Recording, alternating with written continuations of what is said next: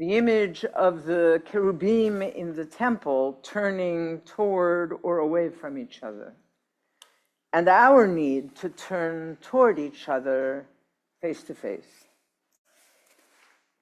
Today, we come to Emmanuel Levinas's most famous claim about the face, the significance of the face of the other. We met Levinas yesterday. But this is his most, I think, trenchant teaching about the significance of the face. He says, the relation to the face is straightaway ethical. The first word of the face is the thou shalt not kill. It is an order.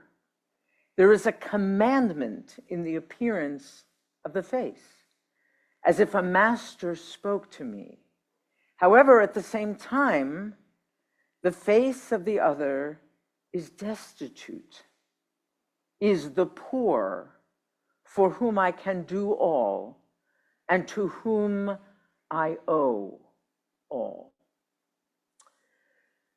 So beyond presence and recognition that we talked about yesterday, to be face to face is to incur an ethical obligation.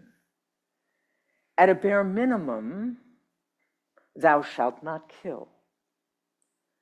Broadly, avoid harm. Not to be taken for granted these days. But what does Levinas mean by the face of the other is destitute? Literally, he's talking about physical needs, food, clothing, safety, that we are obligated to meet. He was fond of quoting Rabbi Israel Salanter, who founded what's known as the Musar movement, which is the movement in Judaism about character building. He quoted Salanter often as saying, the material needs of my neighbor are my spiritual needs. And even when there's wealth and not actual poverty, we are all needful beings. No one is self-sufficient. And we're obligated to care for each other's needs. And so he says, to recognize the other is to give.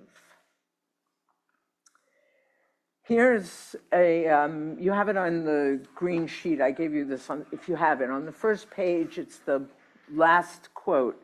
This is from an essay by Diane Perpich on Levinas and the face of the other.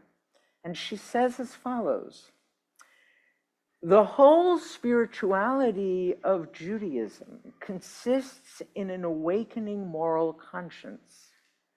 Rather than finding the spiritual in what is farthest from us, Levinas finds it in what is nearest. Again, the face of the other. Realizing our humanity will not be a matter of acceding to lofty dogmas or deifying some mysterious other with a capital O. It will be nothing more or less than recognizing that I am not alone to act, and that my actions create the conditions under which the other person perishes or flourishes.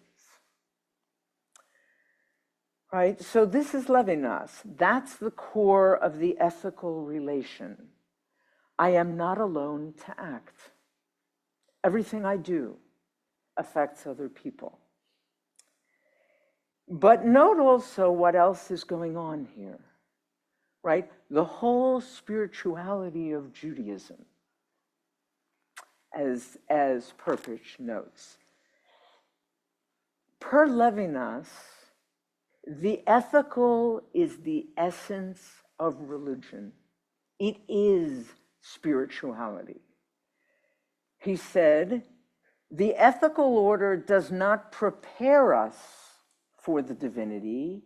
It is the very accession to the divinity. All the rest is a dream.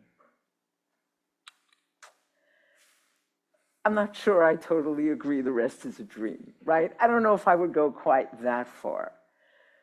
But what he's proffering here is an image of a spiritual life with no, quote, holy in the traditional sense of like numinous, mysterious other, right? It's a very radical reconceiving, and it's also deeply Jewish. If we come back to that image of the cherubim in the Holy of Holies, right in the central space of the Holy of Holies, the locus of attention is empty. Empty. There's no icon, there's no relic, there's no image of God, there isn't even a Sefer Torah. Right in the center, above where the ark, where the tablets would be, is nothing. But not entirely nothing.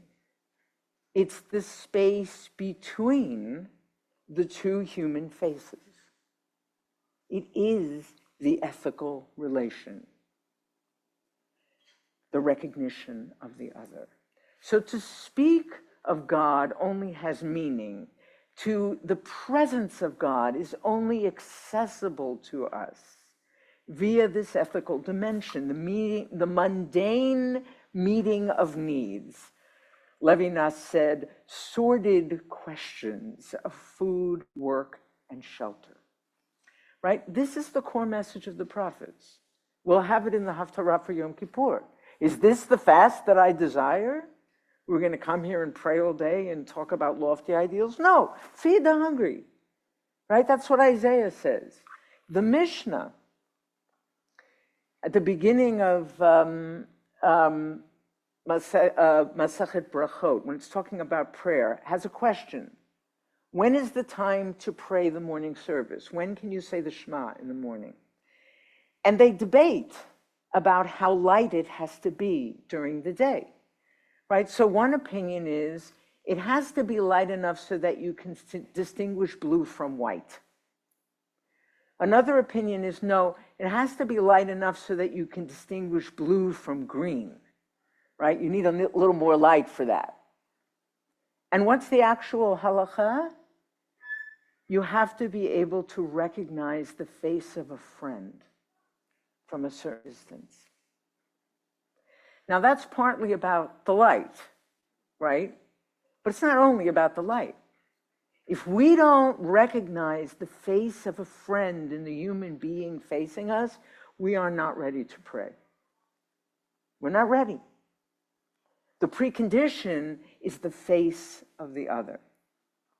So I think it's fair to say that any religion that fails to embrace this imperative, that doesn't have a face-to-face ethical relation at its core, and that is turning people against each other instead of toward each other, that religion has lost the thread.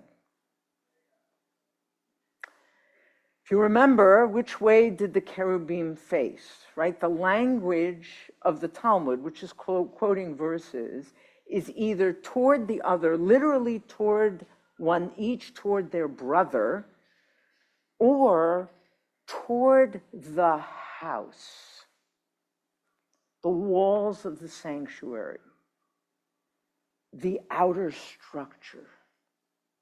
It's really very telling. Of course, we can't ignore the structures that contain us and that support religious life, right? You can't ignore that. But focusing only on the house and not seeing the people in it will result in an empty house, right? And it can happen in any number of ways. It can happen in a particular religious community, a synagogue, a church, when financial concerns supporting the building takes over everything. And then people start to be treated differently depending on how much money they give. That's a problem. It can happen when religious zeal believes that it needs political power, right? That's happening in Christian nationalism in this country. It can happen when fear and victimhood and self-preservation become the sole basis of a community's religious identity. There are lots of ways that we can focus only on the house and not the people. And if we are constantly turning toward the walls, often with those grand, lofty terms and concepts about God, and we're not turning toward each other, we may have a beautiful building. We may have a beautiful textual tradition. We may have a beautiful country, but God will not live there. They didn't really believe the temple would be destroyed, we talked about yesterday. Even if the walls remain standing, the, quote, temple may be destroyed by religion, any religion, becoming an empty shell, a hollowed out Judaism, a parody of itself, capable of evil. So we are about to turn to our Torah reading, the Akedah, Abraham's binding of his son Isaac on the altar. And we remember Levinas. The first word of the faith is the thou shalt not kill. It is an order. There is a commandment in the appearance of the face. And as we turn to this reading, I want to leave you with this question. Was Abraham right in obeying God's command rather than the command of the face of his son, thou shalt not kill? Or is the Torah reading we're about to read precisely about the danger of religion losing the thread?